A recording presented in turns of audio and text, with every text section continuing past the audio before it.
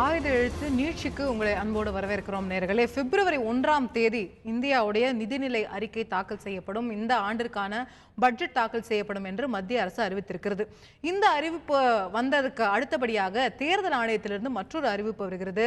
5 மாநிலங்களுக்கு தேர்தல் நடைபெற இருக்கிறது. அதுல பிப்ரவரி 4ஆம் தேதி தொடங்கி கிட்டத்தட்ட மார்ச் 11ஆம் தேதி 12ஆம் தேதி வரைக்கும் தொடர்ந்து தேர்தல் நடைபெற போகிறது. அதற்கான கவுண்டிங் வந்து மார்ச் 11க்கு மேலதான் முடியுது அப்படிங்கறத நம்ம பார்க்கிறோம்.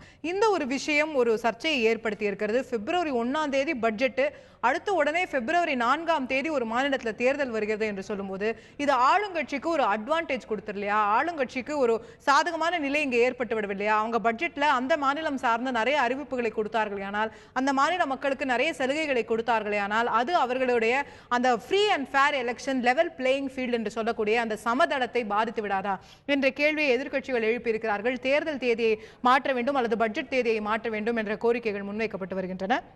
இதற்கு பாஜக தரப்பிலிருந்து பதிலும் அளிக்கப்பட்டு வருகிறது. பட்ஜெட் என்பது ஒரு கான்ஸ்டிடியூஷனல் ரிக்குவயர்மெண்ட். இது வந்து அரசியல் சாசனத்தின்படி செய்தாக வேண்டிய ஒன்று. இது நாங்கள் பட்ஜெட்டை பிப்ரவரி 1ஆம் தேதி வைப்பதற்கு சில நடைமுறை ரீதியான, சில ப்ராசஸ் ரீதியான சில காரணங்கள் இருக்கின்றன. சரியான நேரத்தில் வரவு செலவு தாக்கல் செய்யப்பட வேண்டும், அதனால் தான் வைத்திருக்கிறோம், அந்த மாற்றுவதற்கான வாய்ப்பில்லை என்று பாரதிய ஜனதா தரப்பில் சொல்லப்படுகிறது. இந்த ஒரு விஷயம் சர்ச்சையை ஏற்படுத்தி இருக்கிறது. இந்த பட்ஜெட் தேதி முன்கூட்டியே பிப்ரவரி 1ஆம் தேதியே பட்ஜெட் போடுவது என்பது இந்த தேர்தலுக்காக பாஜக எடுத்த ஒரு நடவடிக்கையா அல்லது எதிர்க்கட்சிகளுடைய பார்வையில் தான் அந்த விஷயம் அப்படி தென்படுகிறதா என்று நாம் பார்க்க இருக்கிறோம். மீண்டும் இந்த பட்ஜெட் தேதி பிப்ரவரி 28லிருந்து 1ஆக மாற்றப்பட்ட பட்ஜெட் தேதி மீண்டும் வேற ஏதாவது ஒரு தேதியில் மாற்றப்பட போகிறதா என்று நாம் இன்றைய நிகழ்ச்சியில் விவாதிக்க இருக்கிறோம் நேர்களே. இந்த விவாதத்தில் நம்மிடையே இணைகிறார்கள் பாஜகவுடைய செய்தி தொடர்பாளர் ஜமீலா அவர்கள். உங்களை இந்த நிகழ்ச்சிக்கு வரவேற்கின்றேன். அதே போல காங்கிரஸ் கட்சியுடைய முன்னாள் நாடாளுமன்ற உறுப்பினர் திரு KS அழகிரி இணைகிறார். உங்களையும் இந்த நிகழ்ச்சிக்கு வரவேற்கின்றேன். நான் ஜமீலா அவர்கள்ட்ட தான் தூங்கணும்னு நினைக்கிறேன்.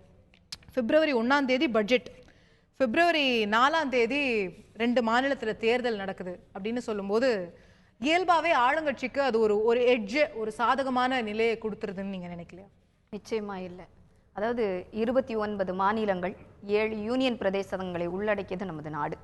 அப்படி இருக்கும் பொழுது 5 மாநிலத்தில் நடக்கக்கூடிய சட்டமன்ற தேர்தல் நிச்சயமாக ஒரு பாதிப்பை கொடுக்கக்கூடிய ஒரு பட்ஜெட்டாக இது இருக்காது. ஏனென்றால் ஒட்டுமொத்த இந்தியாவிற்குமான ஒரு பட்ஜெட் தான் இது வரப்போகிறதே தவிர 5 மாநிலங்களுக்கு என்று தனி பட்ஜெட் அப்படி ஒன்றும் அமைக்க போறது கிடையாது. ஏன்னா இது வந்து ஒவ்வொரு மாநிலத்திற்கான பட்ஜெட் முதலாவது கிடையாது. அது வந்து நம்ம உறுதிப்படுத்திக்கிடணும். இன்னொன்னு, மாநிலங்கள்ல கொடுக்கக்கூடிய பட்ஜெட் மாதிரி ஃபார் எக்ஸாம்பிள் இப்ப தமிழ்நாட்டில் நடக்கிற மாதிரி கிட்டத்தட்ட இப்போ பாத்தீங்கன்னா 5 மாநிலத்திலும் சேர்த்து 16 கோடி வாக்காளர்கள் இதில் வாக்களிக்க தயாராக இருக்கிறார்கள். 16 கோடி வாக்காளர்களுக்கென்று தனியாக இங்கு தொலைக்காட்சி பெட்டியோ இல்ல நாங்க ஏதாவது ஃப்ரீயா கொடுக்க போறோம், கிரைண்டர் கொடுக்க போறோம்ன்ற அறிவிப்பு வந்து நிச்சயமாக மத்திய அமைச்சர் கொடுக்க போறது கிடையாது. அப்படியான ஒரு நிலைப்பாடு இருக்கிறது. இன்னொன்று, ஆஃப்டர் டிமானிட்டைசேஷன் வந்து இன்றைக்கு வந்து பெருவாரியான பணம் வந்து வங்கிகளுக்கு வந்து சேர்ந்திருக்கிறது. அப்படி என்றால் அதற்கான நலத்திட்டங்கள், பல்வேறு வகையான திட்டங்களை உடனடியாக அறிவிக்க வேண்டியது அரசாங்கத்தினுடைய ஒரு கடமையாகவும் இருக்கிறது, பார்க்கப்படுகிறது. அனைவரும் இப்ப எதிர்பார்ப்போடு இருக்கிறார்கள். 30ஆம் தேதி வரைக்கும் முடிந்து விட்டது. இந்த கடந்த ஆண்டு டிசம்பரோடு அந்த கருப்பு பண நடவடிக்கைக்கான இது முடிஞ்சிருச்சே ப்ராசஸ் அப்படின்னாலும் கூட அடுத்ததாக புதிய திட்டங்கள் கிடைக்க போகுது அப்படின்ற ஒரு எதிர்பார்ப்பு மக்களிடமும் இருக்கிறது, அனைவரிடமும் இருக்கிறது. குறிப்பாக ஆட்சியாளரிடம் அதிக அளவு இருக்கிறது. ஏன்னா கடந்த ஆண்டு பட்ஜெட்டை விட இப்பொழுது எப்படி சிறப்பாக செய்ய வேண்டும் என்ற ஒரு திட்டம் வந்து இருக்கிறது. இன்னொன்று, எதிர்கட்சிகள் வழக்கம் போல எல்லாவற்றையும் அரசியலாக்குவது போல இதையும் ஆக்க வேண்டும் என்று நினைக்கிறார்கள். இன்னொன்று, அவங்களுக்கெல்லாம் ஒரு பயம் கொடுத்திருக்குன்னு நினைக்கிறேன். பாரதிய ஜனதா கட்சி மேல நிச்சயமாக ஒரு பய உணர்ச்சி வந்ததால் தான் இப்படி இதற்காக ஒரு 5 மாநிலத்தில் நடக்கக்கூடிய தேர்தலுக்கு கூட இதை தள்ளி வையுங்கள், அதையும் பட்ஜெட்டையும் போட்டு பின்னி பணையறது வந்து அவங்க செய்யாதது எதுவும் அவங்க கேட்கல. காங்கிரஸ் உடைய ஆட்சியிலே 2012ல இதே போல உத்தரப்பிரதேசத்துல தேர்தல் வரும்போது பட்ஜெட்டை தள்ளி போட்டு வழக்கமா பிப்ரவரி எண்ட்ல 28, 29ல கொடுக்கக்கூடிய பட்ஜெட்டை மார்ச் 16 வரைக்கும் தள்ளி போடுறாங்க. தேர்தல் முடிஞ்சிட்டோம், அப்புறம் நம்ம பட்ஜெட்டை தாக்கல் செய்யலாம்னு காங்கிரஸ் கட்சி அப்ப தானாகவே முன் வந்து செய்த ஒரு விஷயம். அததான் இப்ப பாஜக கிட்ட அவங்க கேட்கல, அவர்களுக்கு கேட்க உரிமை இருக்கு இல்லையா? இல்ல, அததான் நானும் சொல்ல வரேன். இப்போ ஒவ்வொரு மாநிலத்திலும், அதாவது இப்ப கடந்த ஆண்டு பாத்தீங்கன்னா 5 மாநிலங்களில் சட்டசபை தேர்தல் வந்து நடந்தது. அடுத்த வருடம் இதே மாதிரி 2018ல திரும்பி ஒரு 5-6 மாநிலங்களில் சட்டமன்ற தேர்தல்கள் நடக்க போகிறது. அப்போ ஒவ்வொரு முறையும் மாநிலங்கள்ல சட்டமன்ற தேர்தல் அதே நடக்கிறதுக்கு கால முன்னாடி சூழ்நிலையிலங்கிறது தான் இல்ல அப்படி நம்ம இத சொல்ல முடியாது. பட்ஜெட் வருது இல்ல உடனே இப்போ 3 நாள் இப்ப ஜிஎஸ்டின்னு ஒண்ணு இருக்கு. அடுத்தது பாத்தீங்கன்னா இப்ப டிமானிட்டைசேஷனோட ரிலேட்டடா வந்து திட்டங்கள் அறிவிக்கப்பட வேண்டியது இருக்கிறது. இதை காலம் தாழ்த்தி கொண்டு செல்ல முடியாது. அதுவும் ஒட்டுமொத்தமான இந்தியாவுக்கான பட்ஜெட்டை தவிர வேற வந்து இது குறிப்பாக அந்த 5 மாநிலங்களுக்கு என்று சொல்ல வேண்டிய கட்டாயமும் எதுவும் கிடையாது மத்திய அரசுக்கு. அப்படி இருக்கும்போது இவங்க யாரும் பயப்பட வேண்டிய அவசியம் இல்லை.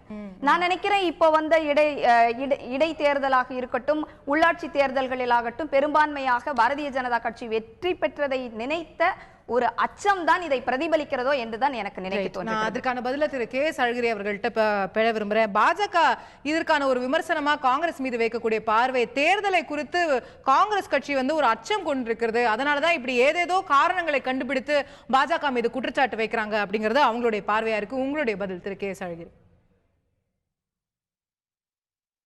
அதாவது இப்பொழுது அச்சப்பட வேண்டியவர்கள் பாரதிய ஜனதா கட்சிக்காரர்கள் தான்.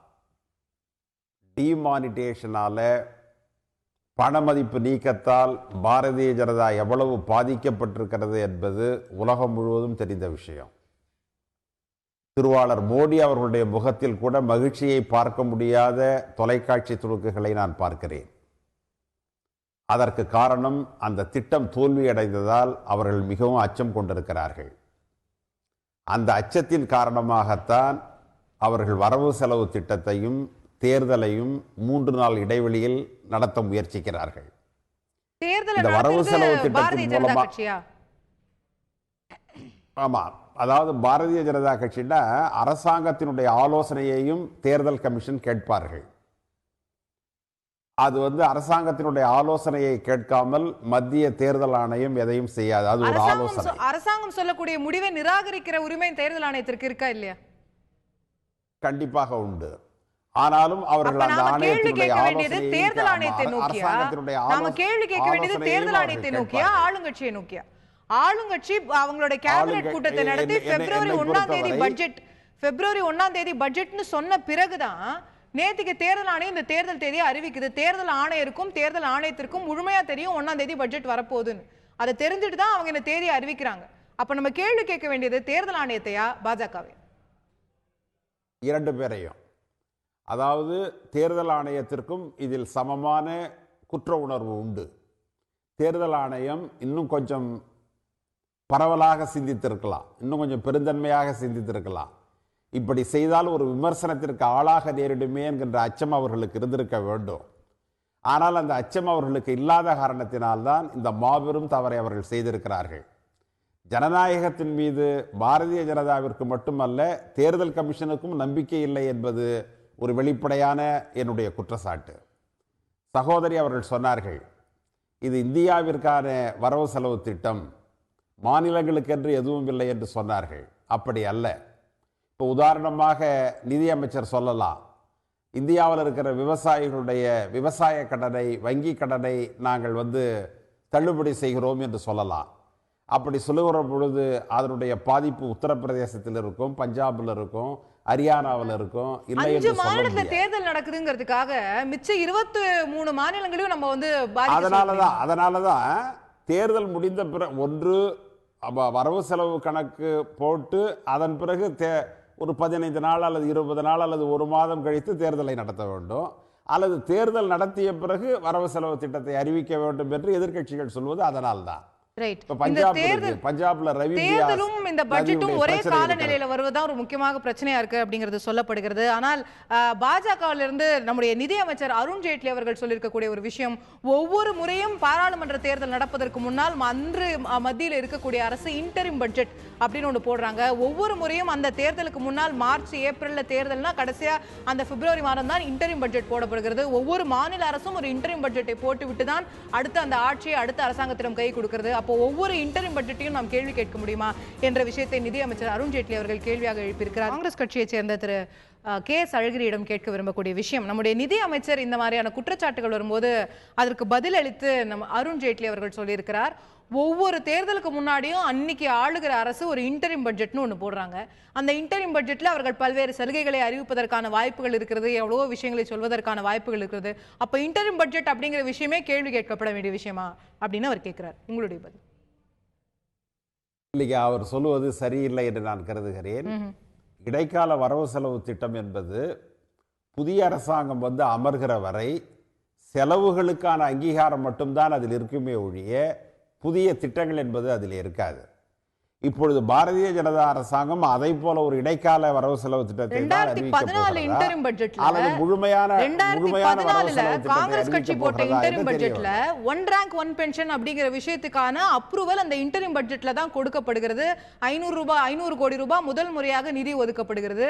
பல பொருட்களுக்கான எக்ஸைஸ் டியூட்டி கம்மி பண்ணப்படுகிறது. இதெல்லாம் இந்த மாதிரி முடிவுகள்லாம் இன்டரிம் பட்ஜெட்லயும் எடுக்கப்பட்டிருக்கு இல்லையா? ஆனா அப்ப தேர்தல் வரலையே. 2014 நீங்க அப்ப ஒண்ணு தேர்தல் வரல. 2014 பார்லிமென்ட் எலெக்ஷனுக்கு முன்னாடி உள்ள பட்ஜெட் சொல்றேன் சார் நான். இல்ல அதுல வந்து பெரிய பெரிய திட்டங்கள் எதுவுமே அதுல அறிவிக்கப்படல என்பதுதான் என்னுடைய நினைவு. அது அகைன் தட் இஸ் பெர்ஸ்பெக்டிவ் இல்லையா? நீங்க அது பெரிய திட்டம் இல்லன்னு சொல்லலாம். பாஜக வந்து அது தேர்தலுக்காக நீங்க அறிவிச்ச விஷயம்னு சொல்லலாம். சோ இந்த மாதிரி விவாதங்கள் நம்ம நீங்க முன்னாடி குறிப்பிட்டு சொன்னது போல பட்ஜெட் என்பது ஒரு வரவு செலவு திட்டம், ஒரு வரவு செலவு கணக்கு.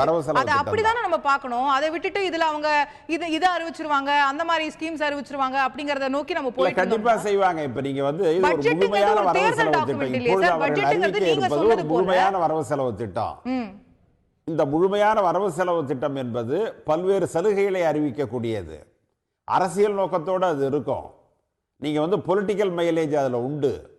அவர்கள் அதில் தேர்தலில் வெற்றி பெற வேண்டும் என்பதற்காக இடைப்பட்ட காலத்தில் அவர்களுக்கு ஏற்பட்டிருக்கிற பின்னடைவுகளை சரி செய்ய வேண்டும் என்பதற்காக, இந்த டிமானிட்டைசேஷனால் ஏற்பட்டிருக்கிற சங்கடங்களை தீர்க்க வேண்டும் என்பதற்காகத்தான் இந்த தந்திரத்தை அவர்கள் கையாளுகிறார்கள்.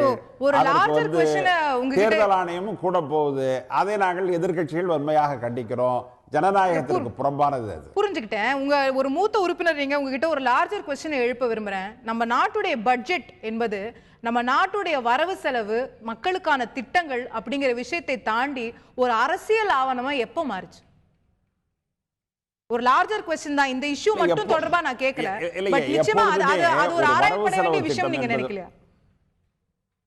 இல்ல ஒரு வரவு செலவு திட்டம் என்று வருகிற பொழுது அதுல வந்து இருக்கிற மற்ற புள்ளி விவரங்களை விட மக்களுடைய மனதிற்கு சென்றடைவது என்னவென்று சொன்னால், இந்த வரவு செலவு திட்டத்தின் மூலமாக நம்முடைய மாநிலத்திற்கு என்ன கிடைத்தது, நம்முடைய மாவட்டத்திற்கு என்ன கிடைத்தது, நமக்கு என்ன கிடைத்தது என்பதைத்தான் மக்கள் பார்ப்பார்கள். அதுதான் தேர்தலில் எதிரொலிக்கும். இல்ல நம்முடைய அப்படியான நிலையை உருவாக்கியது யார் என்றதான் கேள்வியா இருக்குது. அப்படியான நிலையை உருவாக்கியது யார் திரு அழகிரி? ஒவ்வொரு ரயில் பட்ஜெட் வரும்போதும் என்னுடைய மாநிலத்துக்கு என்ன ரயில் வந்திருக்கு அப்படிங்கிறதோ, ஒவ்வொரு மத்திய பட்ஜெட் வரும்போதும் எங்களுக்கு என்ன கொடுத்திருக்காங்க அப்படிங்கிற விஷயமாவோ, அந்த பட்ஜெட் என்பதை ஒரு அரசியல் ரீதியான விஷயங்களுக்காக பயன்படுத்தியது யாருங்கிற லார்ஜர் क्वेश्चन தான் நான் எழுப்புறேன்.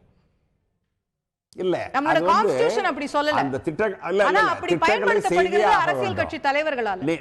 நீங்க வந்து ரயில விடணும், விவசாயிகளுடைய கடனை தீர்க்கணும், நீங்க வந்து சாலைகளை அமைக்கணும், இவைகள்லாம் வந்து திட்டத்தில் தவிர்க்க முடியாத விஷயங்கள். வரவு செலவு திட்டத்தில் அதற்காக நிதி ஒதுக்கி தான் ஆகணும். ஆனால் அவற்றை நீங்கள் தேர்தல் நேரத்தில் செய்தால் அதில் உள்நோக்கம் கற்பிக்கப்படும். தேர்தல் இல்லாத ஒரு ஆண்டு இருக்கிறதா? தேர்தல் நேரத்தில் செய்யக்கூடாது. இந்த வருஷம் தேர்தலே கிடையாதுங்க. இந்த வருஷம் நம்ம எல்லா விவசாயிகளுடைய கடனை ரத்து பண்ணலாம் அப்படின்னு ஏதாவது ஒரு ஆண்டு இருக்கா? எல்லா ஆண்டும் ஏதோ ஒரு மாநிலம் தேர்தல் நோக்கி தான் போயிட்டு இருக்கு. இல்ல பல்வேறு பிரச்சனைகள். நான் வந்து விவசாய கடனை மட்டும் சொல்ல. நானும் ஒரு உதாரணம். வரவு செலவு திட்டம் என்பது சலுகைகளை அறிவிக்கக்கூடியது, திட்டங்களை அறிவிக்கக்கூடியது. தேர்தல் நேரத்தில் நீங்க அறிவிக்கிற பொழுது அது வந்து எதிர்க்கட்சிகளுக்கு அது பாதகத்தை தரும். அது ஜனநாயகத்திற்கு புறம்பானது. இன்னும் சொல்ல போனா என்னுடைய கருத்து, குடியரசுத் தலைவரை இதில் தலையிட வேண்டும். சுதந்திரம் பெற்ற நாளிலிருந்து மாறி மாறி ஆட்சி செய்த கட்சிகள், குறிப்பா பெரும்பகுதி ஆட்சி செய்த காங்கிரஸ் கட்சி, அதற்கு பிறகு ஒரு அளவு பகுதி ஆட்சி செய்த பாரதிய ஜனதா, இரண்டு கட்சிகளுமே மாறி மாறி இந்த பட்ஜெட் ஆவணத்தை நாங்க சலுகைகளை அறிவிக்கக்கூடிய ஒரு ஆவணமா அந்த கட்சிகள் பார்த்ததுனாலதான் இன்னைக்கு மக்களிடையே இந்த மனநிலை வந்திருக்குன்னு சொன்னாம இருப்பீங்களா? இல்லையா, அப்படி இல்லைங்க. ஒரு பட்ஜெட் என்பது சலுகைகளை அறிவிக்க வேண்டும். சலுகைகளை அறிவிக்கவில்லை என்று சொன்னால் அது பட்ஜெட் இல்லை, வெறும் புள்ளி விவரம் தான். பொதுமக்களுக்கு நன்மைகளை செய்யக்கூடியது தான் வரவு செலவு திட்டம். நீங்கள் பொதுமக்களுக்கு நன்மை செய்யாமல் ஒரு வரவு செலவு திட்டத்தை அறிவிப்பதால் என்ன பலன் இருக்கிறது? ஏழைகளுக்கு பலன் வேண்டும், பெண்களுக்கு பலன் வேண்டும், ஒடுக்கப்பட்ட சமுதாயத்திற்கு பலன் வேண்டும், இவர்களுக்கெல்லாம் நீங்கள் விளிம்பு நிலை மக்களுக்கு பலன் வேண்டும். இதையெல்லாம் செய்வது தான் அரசாங்கத்தினுடைய திட்டம். எனவே 5 ஆண்டு திட்டம் நம்ம போட்டதே அதுக்கு தான். எனவே அதை பொறுத்தவரை சலுகைகளை அறிவிப்பதில் தவறில்லை. ஆனால் அதை தேர்தல் நேரத்தில் அறிவித்தால் அதில் சுயநலம் இருக்கிறது, அப்படி செய்யக்கூடாதுங்கிறது தான். இன்னும் என்னுடைய கருத்து, குடியரசுத் தலைவர் இதுல தலையிடணும். குடியரசுத் தலைவர் தலையிட்டு மத்திய அரசாங்கத்தையும் கூப்பிட்டு சொல்லணும், தேர்தல் கமிஷனையும் கூப்பிட்டு சொல்லணும், ஜனநாயக நடைமுறைகளுக்கு புறம்பாக அது இருக்கிறது, உடனடியாக மாற்றுங்கள் என்று அவர் தலையிட வேண்டும் என்பது என்னுடைய கருத்து. ரைட், அதை உங்களுடைய பார்வையா முன்வைக்கிறீங்க. நான் ஜமீலா அவர்கள்ட்ட கேட்க விரும்புறேன். திரு அழகிரி அவர்கள்ட்ட முன்வைச்ச அதே கேள்வியோட வேற ஒரு வடிவம் தான். நம்மளுக்கு பட்ஜெட்டுங்கிறது அருண்ஜேட்லி அவர்கள் குறிப்பிட்டு சொல்றாரு, இது நாட்டோட வரவு செலவு திட்டம், நம்மளோட அரசியல் சாசனத்தில் இருக்கு, வருஷம் நம்ம பண்ணி ஆகணும், மணி பில் பாஸ் பண்ணி ஆகணும், நாட்டுக்கு நிதி தேவை, மாநிலங்களுக்கு நிதி போகணும், இதெல்லாம் ஓகே, மெக்கானிக்கலா ஒத்துக்கொள்ள முடியுது. ஆனா நிதர்சனம் என்ன, ரியலிஸ்டிக்கா என்னன்னு பார்த்தா பட்ஜெட்ல கொடுக்கக்கூடிய சில அறிவிப்புகள் அது அரசியல் தாக்கத்தையும் ஏற்படுத்துகின்றன அப்படிங்கிற நிதர்சனத்தை மறந்துட்டும் நம்ம பேச முடியாது இல்லையா?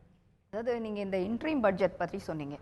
கடந்த 2014 ஜூலையில் தாக்கப்பட்டது. காங்கிரஸ் பி சிதம்பரம் அவர்கள் தாக்கல் செய்தார். அதற்கப்புறம் தான் தேர்தல் நடக்குது. தேர்தல் நடந்ததுக்கு அப்புறம் ஆளும் கட்சியாக இருந்த காங்கிரஸ் படுதோல்வி அடைந்து பாரதிய ஜனதா கட்சி ஆட்சியை பிடிக்கிறது. அதற்கு பின்னாடி இப்போ பார்த்தீங்க, அந்த நேரத்திலே கூட இந்த உத்தரப்பிரதேசத்திலாம் பார்த்தோம்னா 80 இடங்கள்ல 71 இடங்களை பாரதிய ஜனதா பிடித்தது. இப்போ அதே மாநிலத்திற்கு இப்பொழுது தேர்தல் என்ற நிலைப்பாடு இருக்கிறது.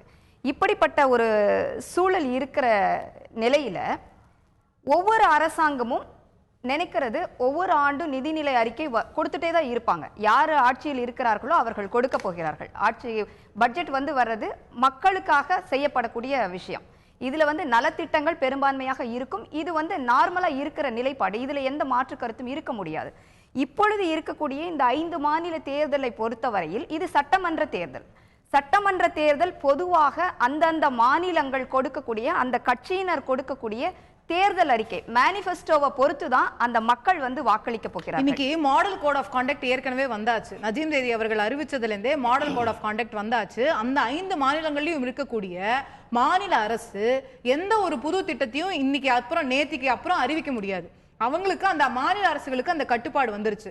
ஆனா அந்த மாநிலத்தில் போட்டியிடக்கூடிய அதே கட்சி தான் இன்னைக்கு மத்தியிலும் ஆட்சியில் இருக்கிறது அப்படின்னு சொல்லும்போது உங்களுக்கு அந்த மத்திய அரசுக்கு அந்த கட்டுப்பாடு இல்லைன்னு சொல்லும்போது அது ஒரு அட்வான்டேஜா போயிடலையா? இல்ல, இது இந்திய நாட்டிற்காக கொடுக்கக்கூடிய பட்ஜெட். அதுதான் நம்ம திரும்ப திரும்ப சொல்றோம். நீங்க சொன்ன மாதிரி தான் நானும் ஆரம்பத்தில் சொன்னேன். அடுத்த வருடம் இதே மாதிரி பட்ஜெட் தாக்கல் செய்யும் பொழுது மீண்டும் ஒரு 5-6 மாநிலங்களுக்கு தேர்தல் வரப்போகிறது. அப்பொழுது நம்ம படிப்படியா இதையே ஒரு கோரிக்கையா வைத்துக் கொண்டே போக முடியாது. இது ரொட்டீனா நடக்கக்கூடிய ஒரு விஷயமா தான் இதை நம்ம பார்க்கணுமே தவிர, அதுவும் பர்டிகுலரா இப்ப அந்த கருப்பு பண நடவடிக்கைக்கு முடிந்ததுக்கு அப்புறம் நடக்கிறதுனால ஒரு பெரிய எதிர்பார்ப்பு இருக்கிறது, அனைவருக்குமே இருக்கிறது. அந்த பணத்தை ஒரு திட்டமிடல் இல்லாம உட்கார்ந்து இருக்க முடியாது. இன்றைக்கு வங்கிகள் எல்லாம் பெருமளவில் பணம் உள்ள வந்திருக்கு. அதற்கான ஒரு ஆயத்தம் ஒரு திட்டங்கள் அரசு கொடுக்க வேண்டியது அரசின் கடமை இல்லையா? அதை தள்ளி போட்டுட்டு தேர்தலுக்காக நம்ம அதை இழுக்க டிராக் பண்ண முடியாது. ரைட். சோ இது மாற்றுவதற்கான வாய்ப்பு இல்லைங்கிறது தான் உங்களுடைய இறுதி கருத்தா நான் புரிஞ்சுக்கிறேன். இந்த ஒரு பட்ஜெட் நிச்சயமாக பல்வேறு விதங்களில் எதிர்பார்ப்பை ஏற்படுத்தி இருக்கிறது. ஜமீலா அவர்கள் குறிப்பிட்டது போல டிமானிட்டைசேஷனுக்கு பிறகு வரக்கூடிய முதல் பட்ஜெட், அதே போல முதல் முறையாக ரயில்வே பட்ஜெட்டும் பொது பட்ஜெட்டும் இணைந்து ஒரே பட்ஜெட்டாக வரப்போகிறது, பிப்ரவரி முதல் நாளில் வரப்போகிறது என்று பல்வேறு விதங்களில் பெரிய எதிர்பார்ப்புகளை ஏற்படுத்தி இருக்கிறது இந்த பட்ஜெட் எதிர்பார்ப்புகளை நிறைவேற்ற போகிறதா என்ற கேள்வி ஒரு பக்கம் இருக்க, பட்ஜெட் என்று தாக்கல் செய்யப்பட போகிறது என்பதுதான் தற்போது கேள்வியாக இருக்கிறது. இன்று அறிவிக்கப்பட்டிருப்பது போல பிப்ரவரி 1ஆம் தேதியே வரப்போகிறதா, வழக்கமாக இருப்பது போல பிப்ரவரி 28ஆம் தேதி வரப்போகிறதா, இல்லை அதையும் தாண்டி வேற ஏதேனும் ஒரு நாளில் வரப்போகிறதா, இல்லை தேர்தல் தேதி மாற்றி அமைக்க போகிறதா? முடிவு தற்போது தேர்தல் ஆணையத்தின் கையில் தான் இருக்கிறது. நேர்களே, தேர்தல் ஆணையம் என்ன முடிவை எடுக்க போகிறது என்பதை பொறுத்திருந்து பார்ப்போம். நிகழ்ச்சியில் கலந்து கொண்டு கருத்துக்களை தெரிவித்த 2 விருந்தினர்களுக்கும் நன்றி. பார்த்த உங்களுக்கும் நன்றி. தொடர்ந்து இணைந்திருங்கள் தந்தி தொலைக்காட்சி.